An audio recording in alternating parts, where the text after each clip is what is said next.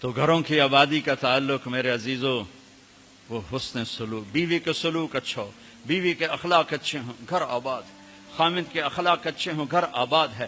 اولاد سے حسن سلوک ہو، اولاد پہلے 10 سال اولاد کو دے دو، ساری زندگی تمہیں دے گے۔ 3 سال کا بچہ اسکول ڈال دیتے ہیں، 3 سال کے بچے کو روتے ہوئے بھیجتے ہیں، روتے ہوئے لاتے ہیں، اس کے دل میں ماں باپ کی نفرت جمنا شروع ہوتی۔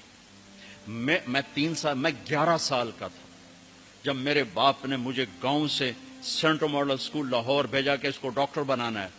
11 سال کی عمر ماں باپ سے جدا ہونے کی نہیں ہوتی۔ اللہ نے ہمیں ایک چھوٹی سی بادشاہت دی اپنے علاقے کی، اور وہاں میں ہاسٹل میں چلا گیا، روٹی کھانے جاؤ میس میں، اور کپڑے دھونے کے لیے دھوبی تلاش کرو، بستر خود اٹھاؤ، کپڑے خود سیٹ کرو۔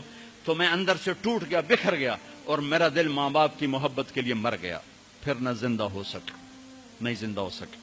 میں اپنے بھائی پہ رشک کرتا تھا، وہ میٹرک تک ماں باپ کے ساتھ رہا، وہ ماں سے ایسے لاڈ کرتا تھا کہ میں اپنی بیگم سے کہتا یہ جیسے میرا بھائی ماں کے ساتھ کرتا ہے۔ میرے اندر یہ جھوک نہیں اٹھتی۔ میں نے اللہ کے فضل سے تبلیغ میں لگنے کے بعد نوکر کی طرح ماں باپ کی خدمت کی، لیکن دل نے ساتھ نہیں دیا کہ وہ شمع بجھی جل نہیں سکی۔ آج کے ماں باپ 3 سال کے بچے کو اسکول ڈال کے کیسے کہیں کہ ہمارا بچہ ہمارا فرما بردار ہو؟ نہ ماں نے گود دی، نہ باپ نے سایہ دیا۔ ایک ماں 2 بچے نہیں سنبھالتے، ایک ٹیچر 30 بچے کیسے سنبھالے گی تھوڑی تنخواہ کے ساتھ؟ تنخواہیں تھوڑی۔ ہمارے اسکول تو آج کل تعلیمی ادارے نہیں ہیں، کاروباری ادارے ہیں۔ ایک لطیفہ ہے، ایک مس نے بچوں سے کہا بچوں بولو CUP سپ، سپ سانپ، ٹھیک ہے نا، CUP سپ۔ لڑکوں نے کہا نہیں مس CUP تو کپ ہوتا ہے۔ کہا نہیں کہو CUP سپ۔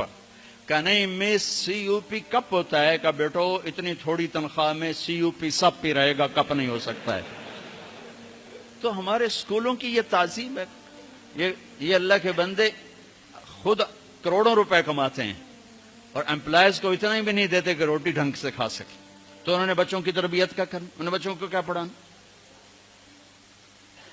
جو ماں بچے کے لیے نہیں تھک سکتی، پھر اس موبائل نے اولاد ماں باپ کو ایک دوسرے سے کاٹ کے رکھ دیا۔